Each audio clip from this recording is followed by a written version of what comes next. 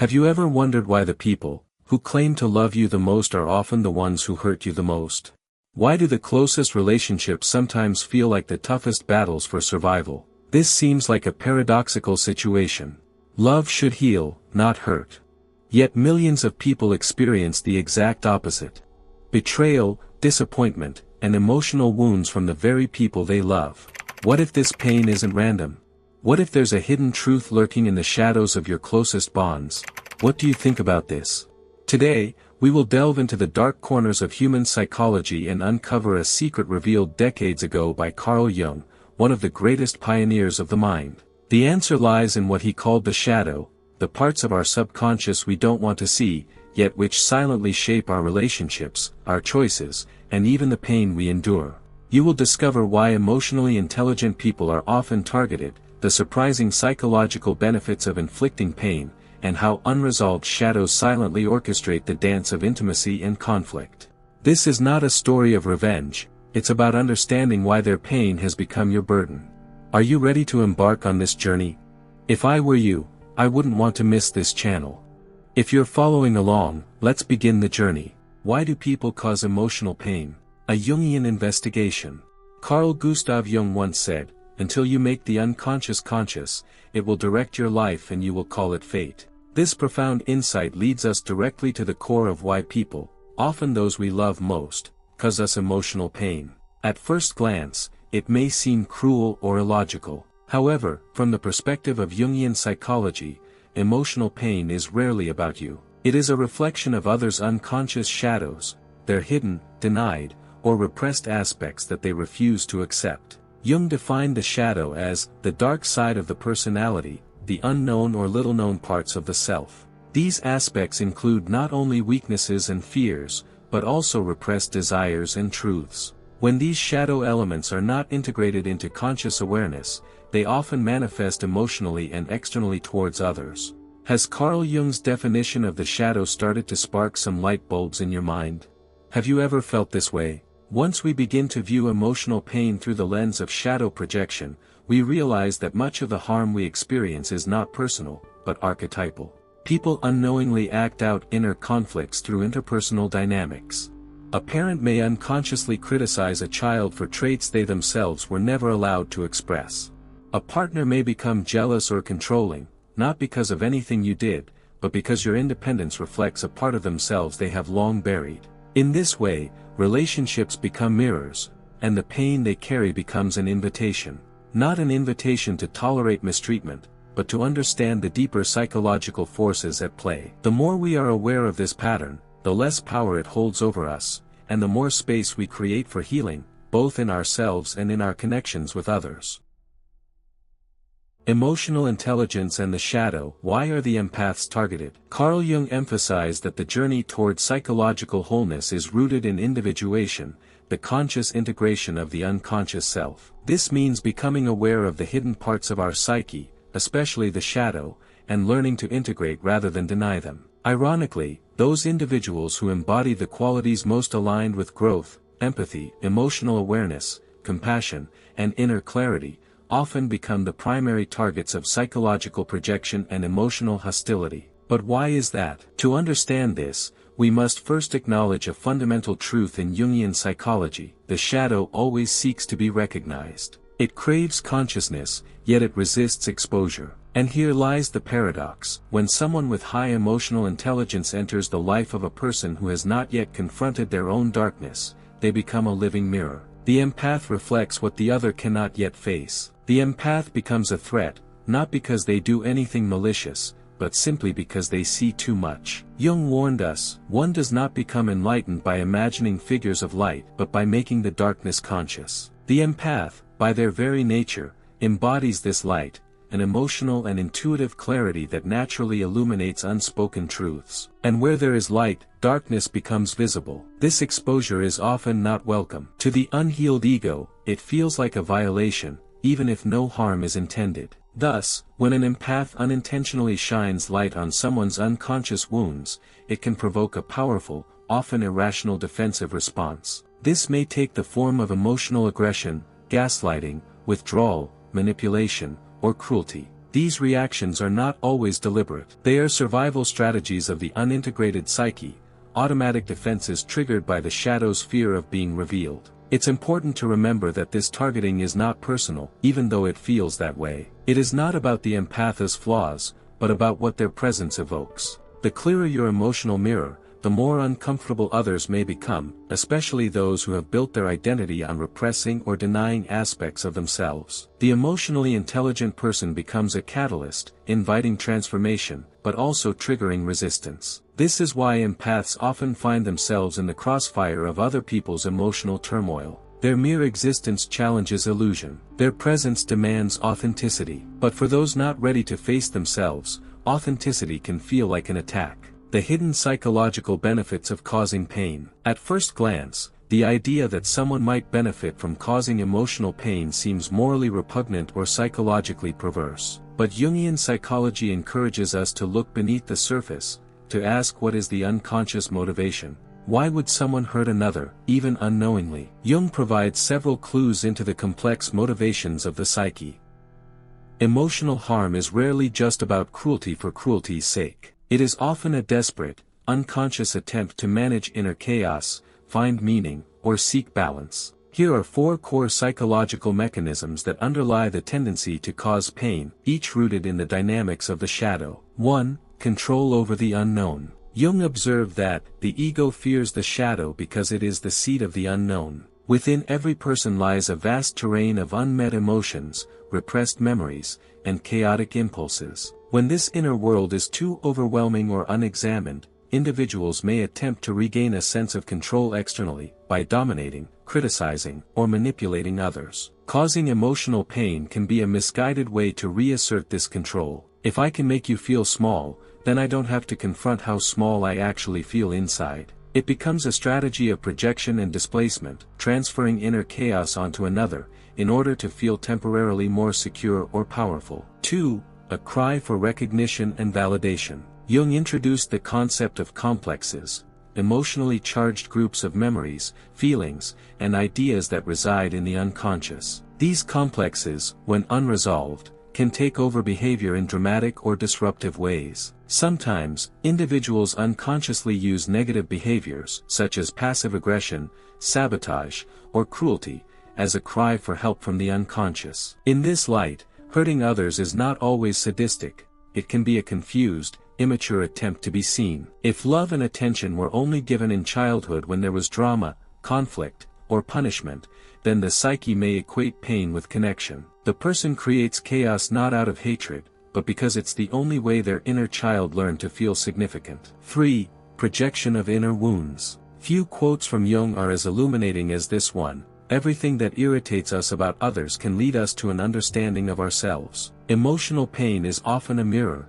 not of the victim, but of the aggressor's unresolved wounds. When someone lashes out, it may be because they are being confronted, not by you, but by the disowned parts of themselves that your presence reflects. For instance, if a person has never allowed themselves to grieve, they may become hostile toward those who express sadness. If they have denied their own vulnerability, they may mock others who appear too sensitive. In this way, pain becomes a form of externalized self-hatred, projected onto another so the individual does not have to carry the burden alone. 4. Emotional escape and avoidance. Lastly, inflicting pain can be an unconscious form of avoidance. To sit with one's own emotional truth can be terrifying. It requires courage, humility, and deep self-reflection. For some, it feels safer to distract themselves from this inner journey by creating drama outside of them. Conflict becomes a smokescreen. In Jungian terms, this is a resistance to individuation. The person unconsciously avoids the task of self-realization by remaining entangled in external battles. The more attention they devote to criticizing or hurting others,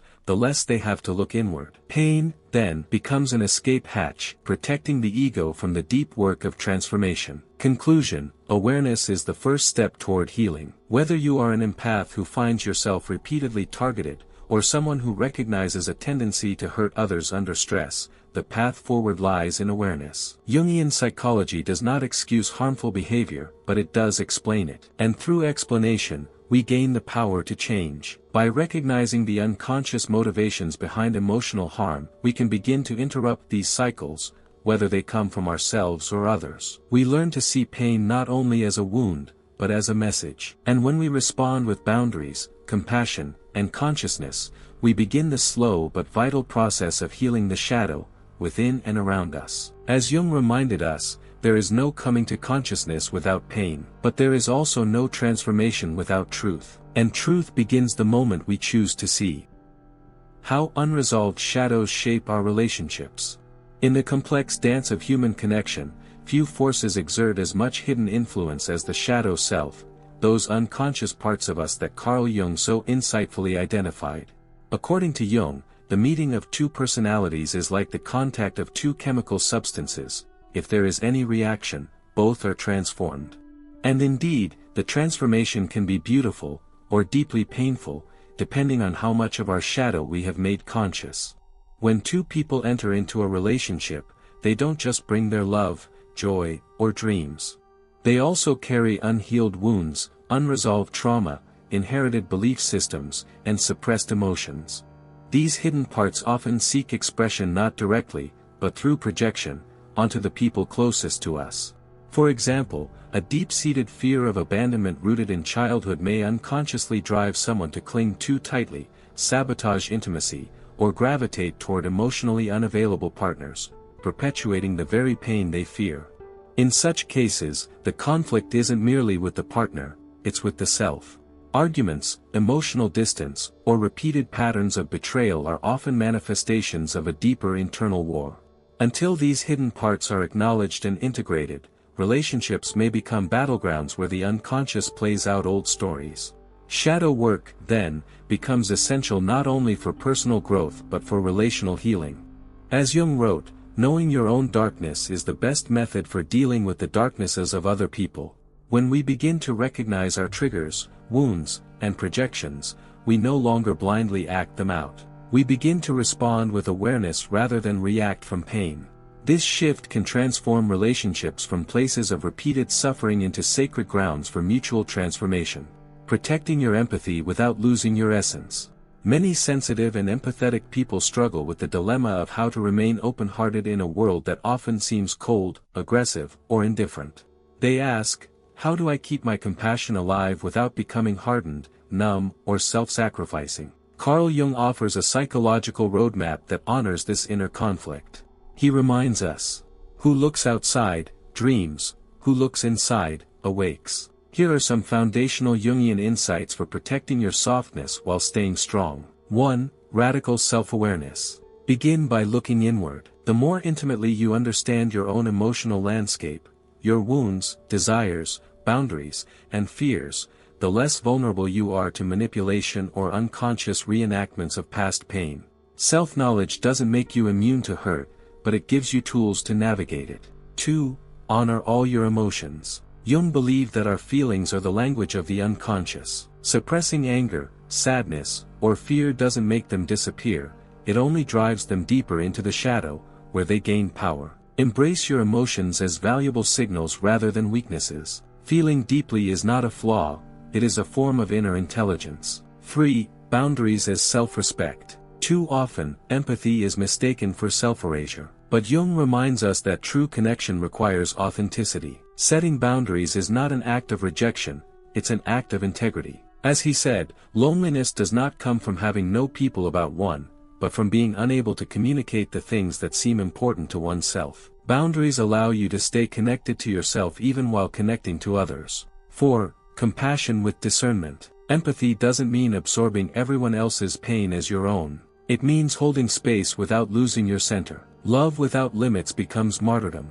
Jung's teachings invite a balance between care for others and protection of the self. 5. Integrate your own shadow. This is the cornerstone. Until we make the unconscious conscious, we are doomed to live out its scripts. As Jung famously warned, until you make the unconscious conscious, it will direct your life and you will call it fate. Shadow integration isn't about fixing what's broken, it's about reclaiming what's been hidden. Only then can we live from a place of wholeness rather than fragmentation. Conclusion: liberation, not retaliation. The ultimate goal of shadow work and emotional healing is not to arm ourselves against others but to liberate ourselves from unconscious entanglements. When we begin to understand the source of our pain, why we attract certain people, why we react the way we do, why we replay the same emotional cycles, we can finally step off the hamster wheel of suffering. This is not a journey of revenge, bitterness, or proving ourselves. It is a path of inner liberation. We do not do shadow work to become superior to others. We do it so we no longer carry the burden of what is not ours to hold. Jung captured this beautifully when he said, "I am not what happened to me, I am what I choose to become." You are not the wounds you inherited, nor the pain you've repeated. Through self-awareness, boundary setting, emotional honesty, and shadow integration, you can become the author of your life story, not just an actor in someone else's drama. True empowerment comes not from shielding ourselves behind walls but from knowing ourselves so deeply that we no longer need to fear the shadows, ours or anyone else's. Healing, then, is not a final destination, it's a brave and often uncomfortable journey of returning to yourself, again and again, with radical honesty and deep compassion. It's not a moment of enlightenment you arrive at and stay there forever. No, it's a slow, circular path. Some days you feel like you're growing, and other days, it feels like you're back at the beginning. And yet, every loop is actually a spiral, taking you deeper than before. It means waking up each day and making the conscious choice to meet your inner wounds, not with judgment or shame, but with gentle curiosity. Not asking, "What's wrong with me?" but, "What happened to me?" And more importantly, what am I still carrying that no longer belongs to me? So here's a question I invite you to sit with for a moment. What might your pain be trying to teach you? Not what others told you it meant. Not what society labeled it as. But you, your soul, your truth.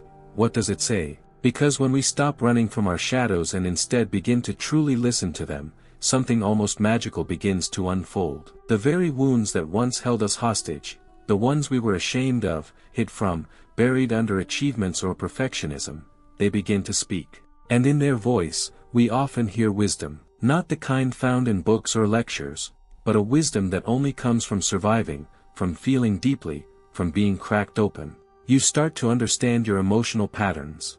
Why certain people trigger you. Why you fear abandonment, or intimacy. Why silence can feel like punishment, or why chaos feels oddly safe. These aren't random. They're echoes of your past, asking to be seen, understood, and finally released. And here's something worth pondering. Have you ever found yourself repeating the same emotional cycle, even when you knew better? That relationship that felt familiar, but in a painful way. That argument you keep having with different people, in different forms. That inner voice that whispers, "You're not enough, no matter how much you achieve." What if that's not weakness? What if that's not failure? But an invitation. An invitation from your unconscious, asking, begging, to be heard. This is the work Jung spoke of. The shadow work that's quiet, daily, and deeply personal. It isn't glamorous. You won't get a medal for it. No one might even notice. But inside, it changes everything. Because when you start honoring your truth, your wounds, your boundaries, without guilt, you begin to love others without losing yourself. You begin to walk away when needed, not from anger, but from clarity. You begin to sit with discomfort without immediately trying to fix it. You learn to stay. Stay present. Stay grounded. Stay real. And in this inner space, this self-built sanctuary, you no longer need the world to constantly tell you you're worthy. Because now, you know. Not in your mind. But in your bones. Let me ask you this. What does wholeness look like for you? Is it peace? Freedom? The ability to say no without guilt? Or maybe it's simply waking up without feeling like you're at war with yourself. And have you ever faced one of your shadows, and walked out stronger on the other side? Maybe not all at once. But in pieces. In moments. In breaths. I'd genuinely love to hear your reflections. What resonated with you? What did this stir in you? You're welcome to share them in the comments, or maybe just let them settle quietly in your heart, for now. Because healing isn't always loud. Sometimes, it's just the soft decision to no longer abandon yourself. And maybe that is where true power begins. So maybe healing isn't about fixing yourself. Maybe it's about finally listening to the parts of you you've spent years trying to silence. The repeated patterns, the emotional triggers, the relationships that feel too familiar, they're not just pain. They're mirrors. Reflections of a shadow that's been asking, gently or sometimes loudly, will you finally see me? And when you do, when you stop running and start integrating, everything begins to shift. You stop reacting, and start responding. You stop abandoning yourself, and start coming home. So let me leave you with this. What is your shadow trying to show you? And more importantly, are you ready to face it? If this stirred something in you, even just a little, there's so much more to explore. I invite you to stay curious, and stay with me on this journey.